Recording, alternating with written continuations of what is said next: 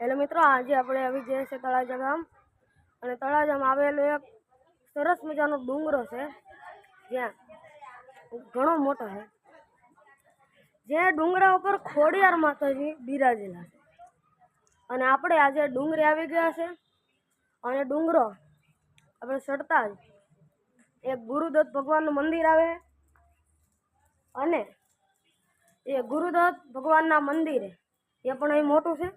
આપણે એના પણ તમને ગુરુદત્ત ભગવાનના પણ દર્શન કરાવશું અને મારો વિડીયો તમને કેવો લાગે એ પણ કોમેન્ટમાં તમારે જરૂર જણાવવાનું છે.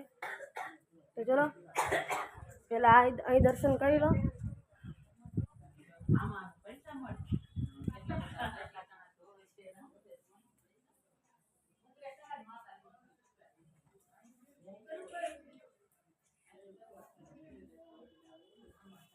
હેલો મિત્રો, તમે ગુરુદત્ત ભગવાનના પણ દર્શન કરી લીધા હશે અને હવે આપણે જઈ રહ્યા છીએ ડુંગરાઓની ઉપર. હવે મારે તમને ડુંગરાના પણ દર્શન કરાવવાના છે અને એ ખોડિયાર માતાજીનું સરસ મજાનું મંદિર છે. ત્યાં ખોડિયાર માતાજીના પણ તમે દર્શન કરજો. હાલો આપણે જઈએ. જય માતાજી. અને મિત્રો, ડુંગરાનો પગથિયાના પણ આપણે તમને દેખાડીએ. કેવું કાનુડા. હવે આપણે ડુંગરો ઉપર ચડતા જઈએ અને સામે સૂર્યનું તેજ આવે છે એટલે બહુ તમને નહીં દેખાતો. આપણે ડુંગરો ચડીને ખોડિયાર માતાજીને તમને દર્શન કરાવવાના. ખૂબ મસ્ત જગ્યા છે, વિશાળ મોટી. એ ઘણા બધા ઓલા આવે ભક્તો. આજે મને જો આપણા ફોલોવર પણ મળી ગયા છે. હાલો આવજો. હા, આપણા ફોલોવરને આપણે મળી લીધો. જોઈ લો અમે જગ્યા.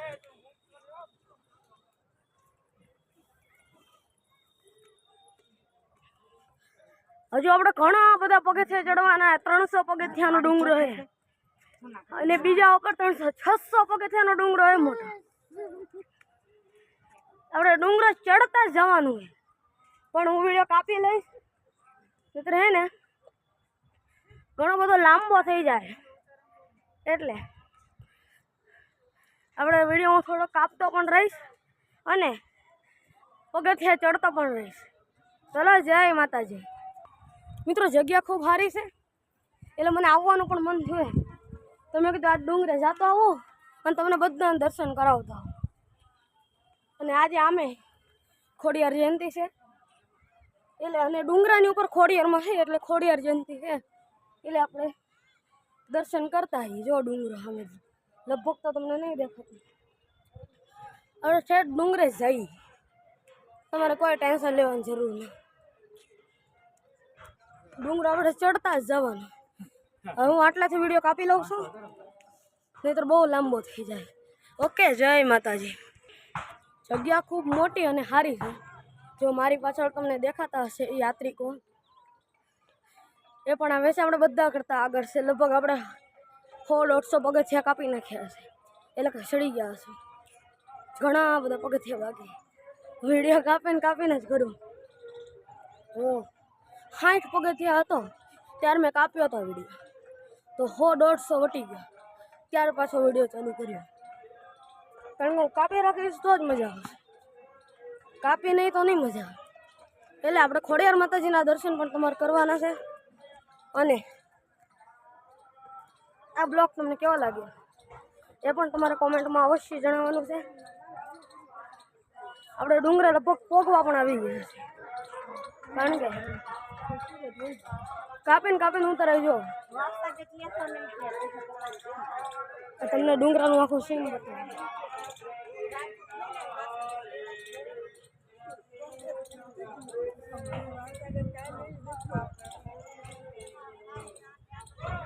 જો ઉપર દેખાય ને ઠેર આપણે હજુ એટલા બધા પગથિયા ચડવાનું. તમે આવો ચડી શકશો તમે. હાલો આપણે દર્શન તમને કરાવીએ. એના મિત્રો, આપણે ડુંગરે પગી જવા આવ્યા છે અને ખોડિયાર માતાજીના દર્શન પણ તમે કરજો. અને મારો વિડીયો કેવો લાગ્યો એ પણ કોમેન્ટમાં જરૂર જણાવજો. પણ વિડીયો જોતા પહેલાં મારી એક તમને ખાસ વિનંતી કરવાની કે મારા વિડીયોને હજી સુધી તમે લાઈક નથી કર્યું તો લાઈક કરી દો, ચેનલને સબસ્ક્રાઈબ કરી દો.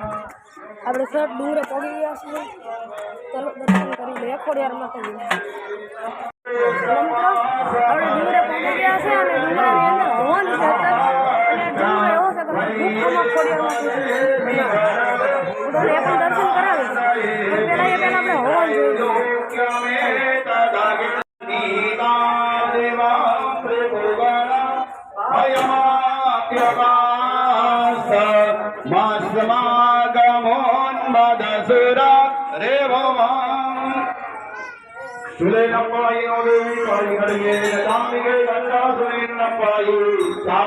હવન તો તમે જોઈ લીધો હશે, પણ આ જો આખું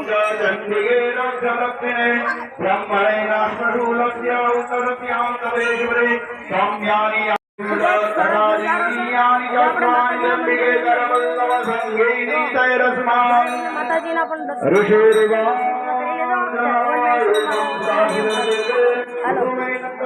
આપણે ડુંગરાની અંદર પણ આવી ગયા છે. ખૂબ જ ખોડિયારમાંનું વિશાળ મંદિર છે મિત્રો, જોઈ લો, તમને સ્ક્રીન ઉપર દેખાતું હશે.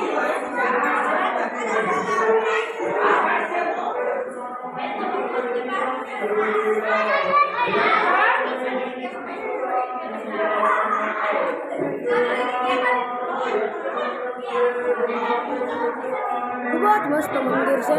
આ ગુફાની અંદર બનાવેલું આજ ખોડિયાર જયંતિ છે અને શણગારેલું પણ છે.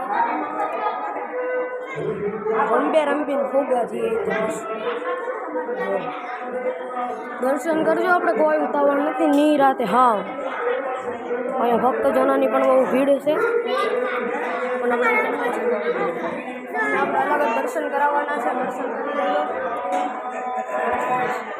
મિત્રો. આ ખોડિયાર માતાજીનું મંદિર છે અને એની અંદર એક ભોળાનાથનું પણ મંદિર છે, એ પણ તમને હું દર્શન કરાવી દઈશ. દર્શન કરી લીધા હશે, અહીં બહુ નથી રહેવાય એમ.